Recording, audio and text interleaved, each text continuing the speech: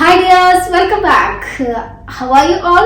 I hope all are doing well. നമ്മളിപ്പോ 30 days challenge തുടങ്ങിയിട്ട് 10 days കഴിഞ്ഞു അല്ലേ. നമ്മൾ 30 days ചാലഞ്ച് വളരെ മനോഹരമായിട്ട് ഭയങ്കര ആക്റ്റീവായിട്ട് മുന്നോട്ട് പോയിക്കൊണ്ടിരിക്കുകയാണ്. എന്നാലും ചില ആളുകൾ ഇപ്പോഴും ഒരു തീരുമാനം എടുത്തിട്ടില്ല. എനിക്ക് ഇംഗ്ലീഷ് സംസാരിക്കാൻ ആഗ്രഹമുണ്ട്, പക്ഷെ ഞാൻ സംസാരിക്കാൻ വേണ്ടി ട്രൈ ചെയ്യുന്നോ പ്രാക്ടീസ് ചെയ്യുന്ന ഒന്നും ഒരു തീരുമാനം എടുക്കാതെ ഇങ്ങനെ മുന്നോട്ട് പോയിക്കൊണ്ടിരിക്കുകയാണ്. ഇനി ഒട്ടും വൈകിക്കേണ്ട, ഇപ്പൊ തന്നെ നിങ്ങൾ തീരുമാനം എടുക്കുക. ഞങ്ങൾ എന്ത് ചെയ്യും, ഇംഗ്ലീഷ് സംസാരിച്ചിരിക്കും എന്നൊരു തീരുമാനം ഇപ്പൊ തന്നെ എടുത്തോളൂ. അപ്പൊ അതിൽ നിന്ന് തന്നെ ആവട്ടെ അല്ലേ നമ്മുടെ സ്റ്റാർട്ടിങ്. അതായത് ഞാൻ ഇംഗ്ലീഷ് സംസാരിക്കും എന്ന് നിങ്ങൾ ഇപ്പൊ തീരുമാനം എടുക്കുകയാണ്. അതെങ്ങനെ നമ്മൾ ഇംഗ്ലീഷിൽ പറയുമെന്ന് നോക്കിയാലോ. I will speak English എന്നാണ് പറയുക. എങ്ങനെയാണ് പറയുക? I will speak English. അതായത് ഞാൻ ഇംഗ്ലീഷ് സംസാരിക്കും. നിങ്ങൾ ഇപ്പൊ എടുത്ത തീരുമാനമാണല്ലോ അത്. നിങ്ങൾ ഇംഗ്ലീഷ് സംസാരിക്കും എന്നുള്ളത് ഇപ്പോ ഈ സമയം നിങ്ങൾ എടുത്ത തീരുമാനമാണല്ലേ. സോ അപ്പോൾ നമ്മൾ I will speak English എന്നാണ് പറയാം. അതുപോലെ തന്നെ ഇപ്പോ നിങ്ങളുടെ മദറോ ആരെങ്കിലും ഇപ്പോ നിങ്ങളുടെ സിസ്റ്ററോ ആരെങ്കിലും വയ്യാണ്ട് കിടക്കുകയാണ്, നിങ്ങളുടെ വീട്ടിലെ സുഖമില്ല എന്ന് പറഞ്ഞുകൊണ്ട് കിടക്കുക, എനിക്ക് വയ്യ ഹെഡ് ഏക്ക് എടുക്കുന്നു, ഞാൻ കുറച്ചു നേരം കിടക്കട്ടെ എന്നൊക്കെ പറഞ്ഞിട്ട് പോകുന്ന സന്ദർഭങ്ങളൊക്കെ ഉണ്ടായിരിക്കില്ലേ. ആ സമയത്ത് ചിലപ്പോൾ നിങ്ങൾ പറയും ഞാനൊരു ചായ എടുക്കാം, അല്ലെങ്കിൽ ഞാനൊരു ചായ ഉണ്ടാക്കാം എന്നൊക്കെ നിങ്ങൾ പറയില്ലേ. അതിന് നമ്മൾ എങ്ങനെയായിരിക്കും ഇംഗ്ലീഷിൽ പറയുക ഉണ്ടാവുക? I will make a tea എന്നാണ് പറയുക. അപ്പൊ ആ ചായ ഉണ്ടാക്കുക എന്നുള്ളത് നിങ്ങൾ മുന്നേ പ്ലാൻ ചെയ്ത കാര്യമാണോ? അല്ല, നിങ്ങൾ ഇപ്പൊ പ്ലാൻ ചെയ്ത കാര്യമാണ് അല്ലെ ചായ ഉണ്ടാക്കുക എന്നുള്ളത്. സോ അതിനെ നമ്മൾ പറയും I will make a tea. ഞാന് ഒരു ചായ ഉണ്ടാക്കാം. അതേപോലെ തന്നെ പിന്നെ നിങ്ങളുടെ അടുത്ത് നിങ്ങളുടെ മദർ പറയുകയാണ്, എത്ര നാളായി നിന്റെ ഗ്രാൻഡ് പാരന്റ്സിനെയൊക്കെ കണ്ടിട്ട്, നീ എന്താ അവിടെ ഒന്നും പോവാത്തത് എന്നൊക്കെ ചോദിക്കില്ലേ. അപ്പൊ നിങ്ങൾ ആ കേൾക്കുന്ന സമയത്ത് നമ്മളൊരു തീരുമാനം എടുക്കുകയാണ്, നാളെ ഞാൻ പൊയ്ക്കോളാം, അല്ലെങ്കിൽ ഞാൻ നാളെ പോവും എന്ന് പറയില്ലേ. അങ്ങനെ പറയാൻ വേണ്ടിയിട്ട്, അപ്പൊ ഞാൻ നാളെ പോകും എന്ന് പറയാൻ വേണ്ടിയിട്ട് ഇംഗ്ലീഷിൽ എങ്ങനെയാണ് പറയുക? I will go എന്നാണ് പറയാ. നിങ്ങൾ ഇപ്പൊ തീരുമാനിക്കുകയാണ് നിങ്ങൾ നാളെ പോവും എന്നുള്ളത് അല്ലെ. സോ നിങ്ങൾക്ക് പറയാം I will go tomorrow. ഞാന് നാളെ പോകും എന്ന് പറയാം. അപ്പോ ഇവിടെ നമ്മൾ 3 എക്സാമ്പിൾസ് പറഞ്ഞു അല്ലെ. ഫസ്റ്റ് സെന്റൻസ് എന്തായിരുന്നു? I will speak English എന്നാണ് പറഞ്ഞത് അല്ലെ. I will speak. രണ്ടാമത്തെ സെന്റൻസിൽ എന്താണ് പറഞ്ഞത്? I will make a tea. അപ്പൊ I will make എന്നാണ് പറയുന്നത് അല്ലെ. മൂന്നാമത്തെ സെന്റൻസിൽ എന്താണ് പറയുന്നത്? I will go എന്നാ പറയുന്നത് അല്ലെ. അപ്പൊ ഈ വില്ല് കഴിഞ്ഞിട്ട് നിങ്ങൾ എഴുതിയിട്ടുള്ള ആ വേർബ് ഒന്ന് ശ്രദ്ധിച്ച്, ആ വേർബിന് എന്തെങ്കിലും പ്രത്യേകത നിങ്ങൾ കാണുന്നുണ്ടോ? യെസ് ഉണ്ട് അല്ലെ. വേർബിന്റെ ബേസ് ഫോം ആണ് വില്ല് കഴിഞ്ഞിട്ട് നമ്മൾ ഉപയോഗിച്ചിട്ടുള്ളത് അല്ലെ. നിങ്ങൾക്ക് മനസ്സിലാവുന്നുണ്ടല്ലോ. നമ്മൾ ബേസ് ഫോമിനെ കുറിച്ചും V1 V2 V3 എന്നൊക്കെ പറഞ്ഞിട്ട് വീഡിയോസ് ഒക്കെ മുമ്പ് ചെയ്തിട്ടുണ്ട്. അതൊക്കെ കാണാതെയാണ് നിങ്ങൾ കാണുന്നുണ്ടെങ്കിൽ ചിലപ്പോ മനസ്സിലാവാത്ത പ്രശ്നം വരും. അതുകൊണ്ട് അത് കാണാത്തവരാണെങ്കിൽ ദയവേത് ആ വീഡിയോ കണ്ടിട്ട് വേണം ഈ വീഡിയോ വന്ന് കാണാൻ കേട്ടോ. സോ നമ്മള് ബേസ് ഫോമായ, അതായത് V1 ആണ്. അതിൽ എസ്ഒ ഇഎസ്ഒ ഒന്നും ആഡ് ചെയ്യാത്ത ബേസ് ഫോമാണ് വേർബിൻ്റെത് നമ്മൾ വില്ല് കഴിഞ്ഞിട്ട് യൂസ് ചെയ്യുന്നത്. അപ്പൊ നിങ്ങൾക്ക് ഇതിൽ നിന്നൊരു കാര്യം മനസ്സിലായി. എന്താ മനസ്സിലായത്?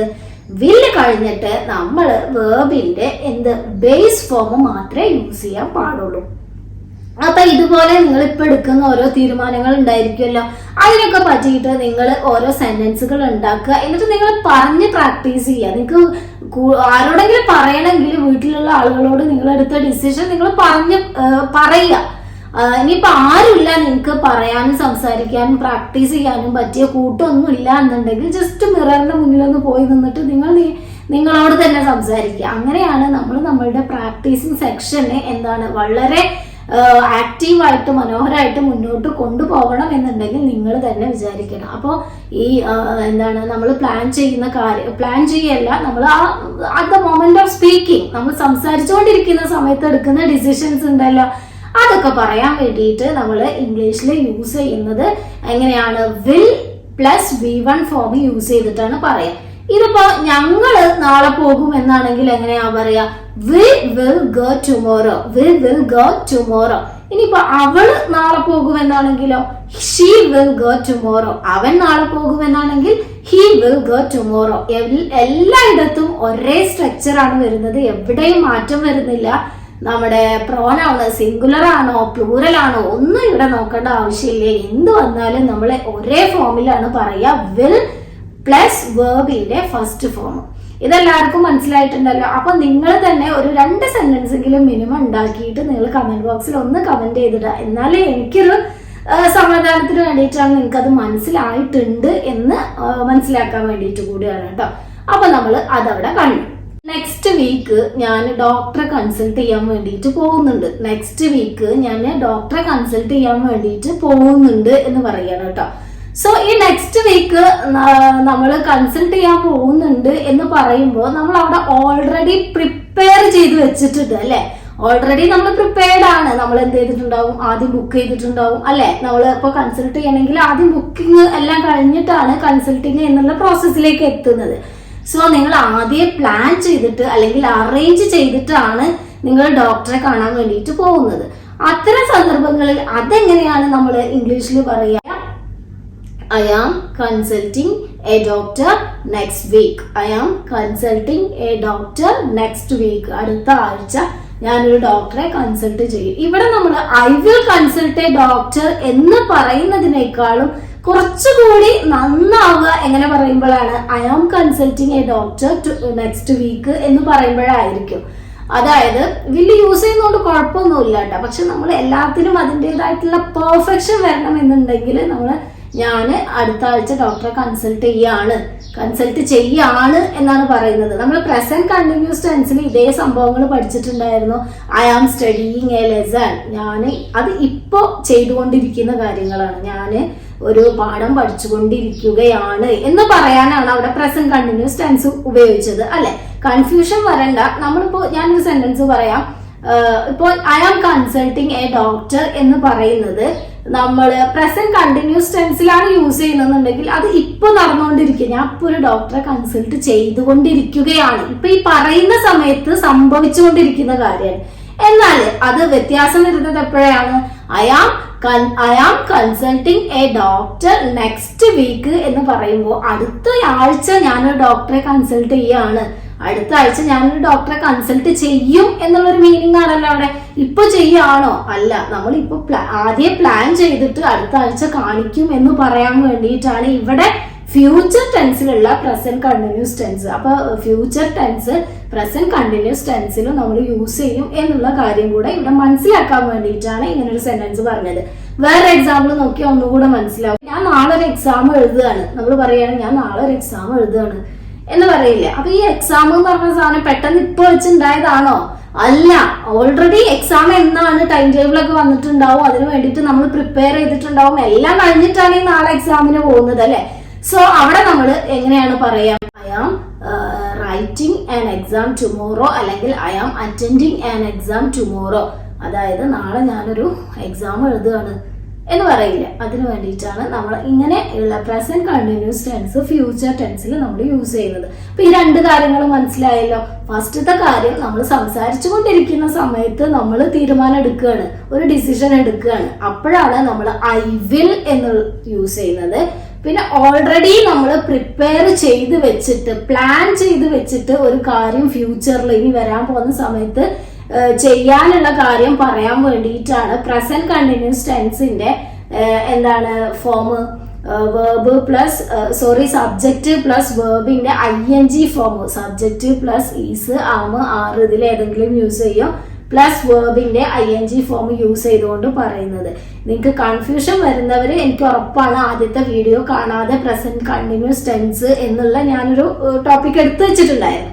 അത് കാണാതെ വരുന്നവർക്ക് എന്തായാലും ഇവിടെ ഒരു കൺഫ്യൂഷൻ വരാൻ ചാൻസ് ഉണ്ട്. അപ്പൊ കാണാത്തവരാണെങ്കിൽ ദയവ് ചെയ്ത് അത് ഞാൻ വളരെ ഡീറ്റെയിൽഡ് ആയിട്ട് എക്സ്പ്ലെയിൻ ചെയ്തിട്ട് നിങ്ങൾക്ക് മനസ്സിലാവുന്ന രീതിയിൽ എക്സ്പ്ലെയിൻ ചെയ്തൊരു വീഡിയോ ചെയ്തിട്ടുണ്ട്. അത് കണ്ടിട്ട് വേണം കേട്ടോ ഇത് കാണാൻ വരാൻ. അപ്പൊ നിങ്ങൾക്ക് വളരെ ഈസി ആയിട്ട് തോന്നും. അപ്പൊ നിങ്ങൾക്ക് മനസ്സിലായല്ലോ.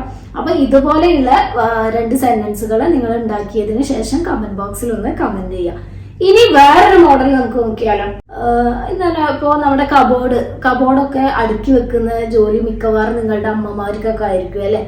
അപ്പൊ ഇത് കാണുമ്പോൾ ഈ അമ്മമാരുടെ ഒരു അവസ്ഥ എന്താണെന്ന് അറിയോ? കബോർഡൊക്കെ ആകെ വൃത്തികേടായി കിടക്കുന്നത് കാണുമ്പോൾ അവരുടെ അന്നത്തെ ദിവസം പോവും. അവർക്കൊരു തരം എന്താ പറയാ ഹെഡേക്ക് വരുന്നത് പോലെയാണ് അല്ലെ, ഒന്നും വൃത്തിയില്ലാതെ കിടക്കുന്നത് കാണുമ്പോൾ.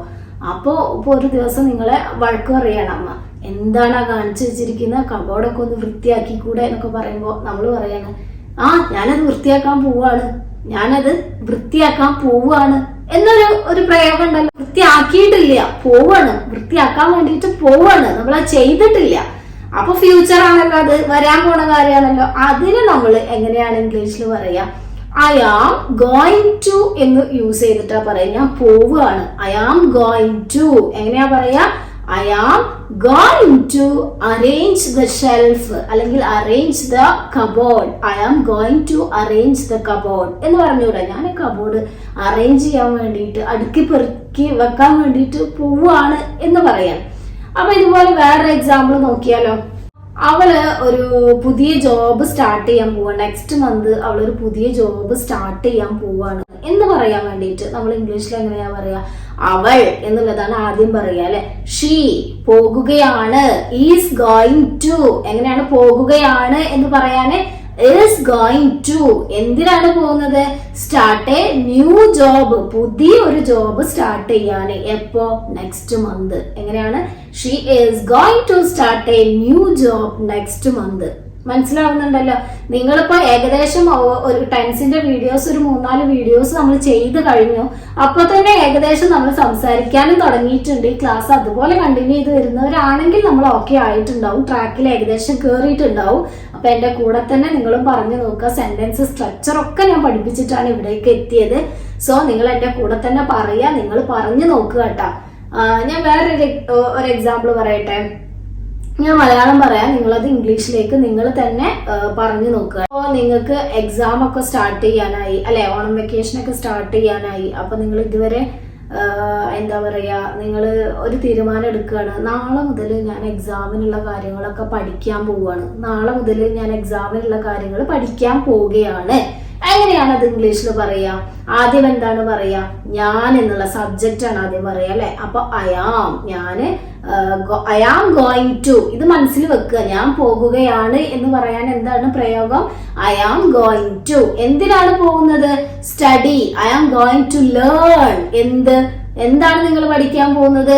I am going to learn my lessons for exam tomorrow. I am going to learn my lessons for exam tomorrow. എക്സാമിന് വേണ്ടിയിട്ട് നാളെ മുതൽ ഞാൻ പഠിക്കാൻ പോവുകയാണ്. ഗോയിങ് ടു വെച്ചിട്ടും നമ്മൾ ഫ്യൂച്ചറിനെ കാണിക്കാൻ വേണ്ടിയിട്ട് കുറെ കാര്യങ്ങൾ പറയും. കണ്ടിന്യൂസ് ടെൻസിൽ നമ്മൾ ഓൾറെഡി മുന്നേ പ്ലാൻ ചെയ്ത് വെച്ച കാര്യങ്ങളാണ് ചെയ്യാന്നുള്ളത് അല്ലെ. എന്നാൽ ഗോയിങ് ടു എന്ന് വെച്ച് പറയുന്നത് എന്താണ്? ഞാൻ ചെയ്യാൻ പോവാണ്. അപ്പൊ പ്രത്യേകിച്ച് പ്ലാനിങ് ഒന്നുമില്ല, പ്രത്യേകിച്ച് അറേഞ്ച്മെന്റ്സ് ഒന്നും ചെയ്തിട്ടില്ല, ജസ്റ്റ് പറയാണ് ഞാനിങ്ങനെ എക്സാമിന് നാളെ മുതൽ പഠിക്കാൻ പോവാണ്. ആ പഠിക്കാൻ വേണ്ടിയിട്ടുള്ള അറേഞ്ച്മെന്റ്സും കാര്യങ്ങളും ഒന്നും ചെയ്തിട്ടില്ല, പക്ഷെ നമ്മൾ നാളെ മുതൽ പഠിക്കും എന്നുള്ള കാര്യമാണ് അവിടെ പറയുന്നത്. അങ്ങനെയുള്ള കാര്യങ്ങൾക്കാണ് നമ്മൾ എന്താ ഐ എം ഗോയിങ് ടു എന്ന് വെച്ചിട്ട് പറയാം. പിന്നെ വില്ല് വെച്ചിട്ട് നമ്മളിപ്പോ ഈ പറയുന്ന സമയത്ത് നമ്മൾ തീരുമാനങ്ങൾ എടുക്കുകയാണ്, അപ്പോൾ നമ്മൾ വില്ല് യൂസ് ചെയ്തിട്ടാ പറയാം. ഈ പറഞ്ഞ കാര്യങ്ങളൊക്കെ നിങ്ങൾക്ക് വില്ല് യൂസ് ചെയ്തിട്ട് പറയാട്ടോ, അതിൽ തെറ്റൊന്നുമില്ല. പക്ഷെ ഒന്നുകൂടെ നല്ല ഇംഗ്ലീഷ് ആവില്ല എപ്പോഴാണ് ഞാൻ ഈ പറഞ്ഞ ഈ ഫോംസുകളെല്ലാം നിങ്ങൾ ഫോളോ ചെയ്ത് വരുമ്പോഴാണ് അത് നല്ലൊരു ഇംഗ്ലീഷ് ആയിട്ട് മാറുക. ഇപ്പൊ നിങ്ങൾക്ക് ഇതിന്റെ വ്യത്യാസങ്ങളും കാര്യങ്ങളും ഒക്കെ മനസ്സിലായിട്ടുണ്ടാവും എന്ന് ഞാൻ വിശ്വസിക്കുകയാണ്. ഇത്രയും നേരം നിങ്ങൾ പഠിച്ചത് എന്താണ്? നമ്മുടെ ഫ്യൂച്ചർ ടെൻസ് ആണ് കേട്ടോ. ഒരു ടെൻസ് നമ്മൾ ഇതിലൂടെ പഠിച്ചു കഴിഞ്ഞു. ഫ്യൂച്ചർ ടെൻസിന്റെ സിമ്പിൾ ഫ്യൂച്ചർ ടെൻസ് ആണ്, അല്ലെങ്കിൽ ഫ്യൂച്ചർ സിമ്പിൾ ടെൻസും എന്നും പറയാം. ഇതാണ് നിങ്ങൾ ഇന്ന് പഠിച്ച ടോപ്പിക്. അപ്പൊ എങ്ങനെയാണ്? അടിപൊളിയായില്ലേ? പഠിച്ച രീതി അടിപൊളിയായില്ലേ? നമ്മുടെ ഡെയിലി ലൈഫിൽ നടന്നുകൊണ്ടിരിക്കുന്ന കാര്യങ്ങൾ നമ്മൾ തന്നെ അത് ഇംഗ്ലീഷ് മലയാളം ആക്കിയിട്ട് പിന്നെ ഇംഗ്ലീഷിലേക്ക് മാറ്റി നോക്കുക. അങ്ങനെയാണ് നമ്മുടെ പ്രാക്ടീസിങ് സെക്ഷന് അടിപൊളിയായിട്ട് മുന്നോട്ട് പോരാ. നിങ്ങളുടെ റൈറ്റിംഗ് സ്കില്ല് മാത്രം ഇമ്പ്രൂവ് ചെയ്താൽ പോരാ, നിങ്ങളുടെ സ്പീക്കിംഗ് സ്കില്ല് ഇമ്പ്രൂവ് ചെയ്യിക്കുക എന്നുള്ളതാണ് എൻ്റെ ലക്ഷ്യം. സോ എൻ്റെ ലക്ഷ്യത്തോടൊപ്പം നിങ്ങൾ ഉണ്ടായിരിക്കണം. അപ്പൊ നിങ്ങൾ സംസാരിക്കും. അപ്പൊ എൻ്റെ വീഡിയോ നിങ്ങൾക്ക് ഇഷ്ടപ്പെട്ടു എന്ന് ഞാൻ കരുതുന്നു. ഇഷ്ടപ്പെട്ടാൽ ലൈക്ക് ചെയ്യാൻ മറക്കല്ലേ, ഷെയർ ചെയ്യാൻ മറക്കല്ലേ. അപ്പൊ സബ്സ്ക്രൈബ് ചെയ്യാതെ കാണുന്നവരുണ്ടെങ്കിൽ ഒന്ന് സബ്സ്ക്രൈബ് ചെയ്ത് സപ്പോർട്ട് ചെയ്യണേ. Thank you for watching. Have A nice day.